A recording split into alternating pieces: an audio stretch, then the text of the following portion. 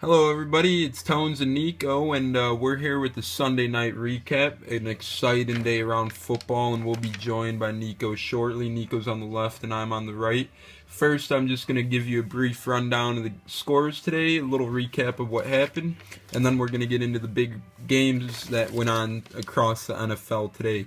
First off, we had Seattle and Atlanta. Seattle won that one 33-10.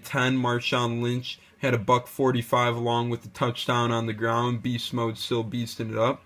Detroit overcame Chicago 21-19, held off a backup quarterback with Reggie Bush having a buck 05 on the ground. Philly overcame Green Bay 27-13. Green Bay got down to their third string quarterback as LaShawn McCoy added 155 yards on the ground for Philly. Jacksonville, yes, Jacksonville indeed got their first win of the season today, winning 29-27 over Tennessee. Ryan Fitzpatrick for Tennessee came on relief in that one. Went on for throwing 264 yards and 2 touchdowns in a short comeback effort against Jacksonville. St. Louis against Indy. Everyone was thinking Indy's got this one, right? Not so fast. St. Louis ended up winning 38-8 with Tavon Austin's big day of 138 yards and 2 touchdowns, along with the punt return of 98 yards. Then you have Oakland losing to New York Giants 24-20 in New York. Eli threw for 140 along with a touchdown to help win that one. Buffalo defeated by Pittsburgh 23-10.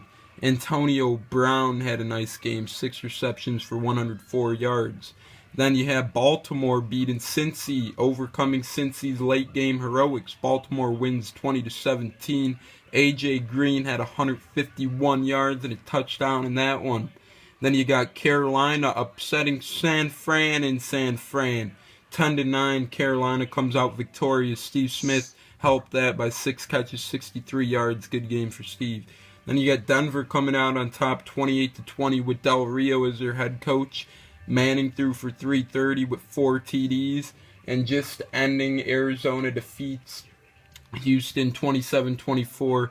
Here we're accompanied by Nico. Nico, first game of the day, that was big one. Jacksonville, Tennessee. What did you take away in Jacksonville's first win of the year?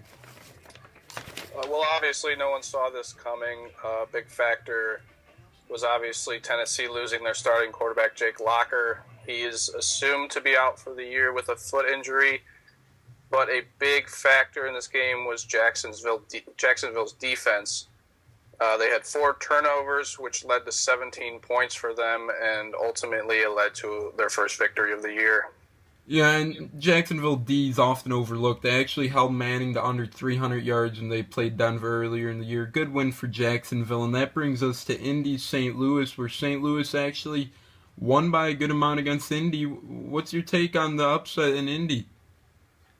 Obviously no one was expecting this upset either. Tavon Austin just went off today.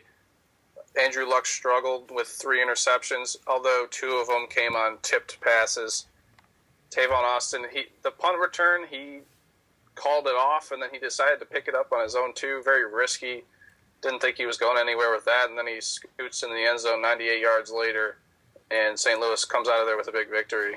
Yeah, Tavon Austin had a big game, and that's what the Rams drafted him to do, was make plays. And today, he finally made those plays that they were expecting him, and that leads us to very good game in Cincinnati and Baltimore. When Cincinnati almost came back late on a 51-yard touchdown to A.J. Green, what do you think of that play in general?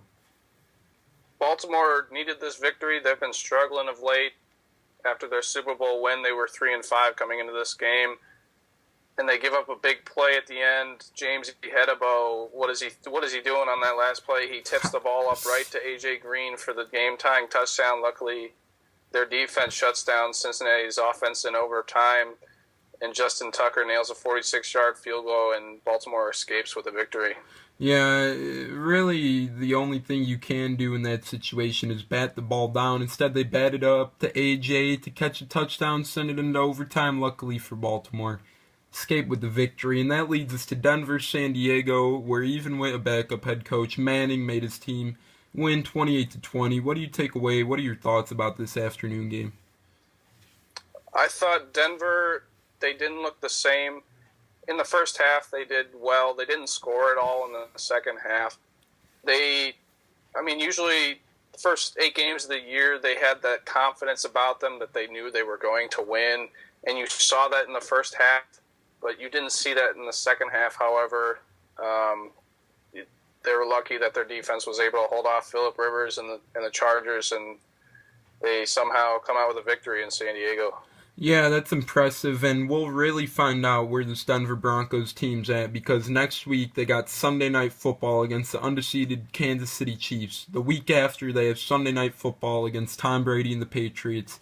And the week after that, they play the Chiefs once again. So those 3 games right there are going to be telling for Denver. And we did have 2 rather bigger injuries today. The first one occurred in Green Bay when their backup QB, Seneca Wallace, went down. And once Wallace went down, the offense became, disoriented. What do you think that Green Bay's down to their 3rd string? What do you take away with this? This injury just goes to show you how Aaron Rodgers, how big he is to that team. That offense is almost nothing without him. They did get Clay Matthews back, but their defense didn't play that well because of how well Philadelphia's offense is playing under Nick Foles at quarterback. I think that if they don't get Aaron Rodgers back soon, they will fall too far back in that NFC North division, and it's going to be between Detroit and Chicago. And what's the word in the Windy City right now? I know you're a Bears fan. How are you feeling after Jay Cutler exits the game with an injury right after coming back? I didn't think the Bears should have put him in this game because he did. I feel like he did rush back from this injury. He was supposed to come back in 4 weeks, and he came back in about 3.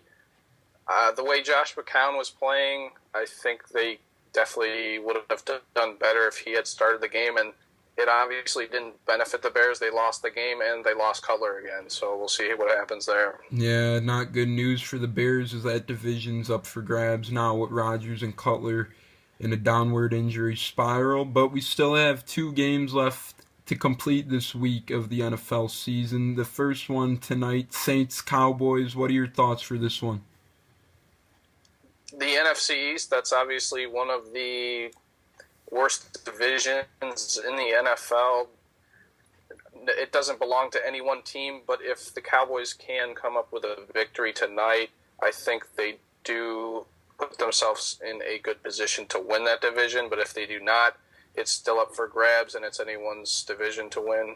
I think we're going to learn a lot from Des Bryant and the Cowboys tonight, how they could play against the big boys. And leading into big boys, Warren Sapp gets in the Tampa Ring of Honor tomorrow night. Dolphins take on the winless Bucks. The Bucks are now the only winless team after Jacksonville wins.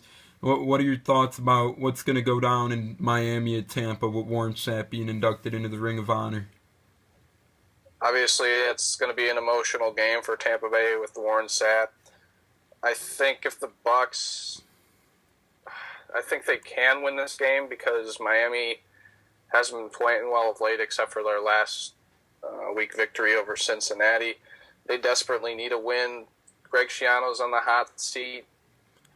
I feel like he's lost his team, and if they don't come up with a win, it's not looking good for them at all. Absolutely. I'm a Bucks fan. This locker room looks to be in shambles right now. Schiano looks like he lost it. The Bucks are fighting for their first win, and they still have playmakers. Darrelle Revis, rated by Pro Football Weekly, is still the number 1 cornerback in the league, and Vincent Jackson, obviously explosive. Listen, this team, obviously no wins, but as we've seen last week in Seattle, any given day. So Miami's locker room might just be in as much disassemble right now with this Jonathan Martin, Richie Incognito.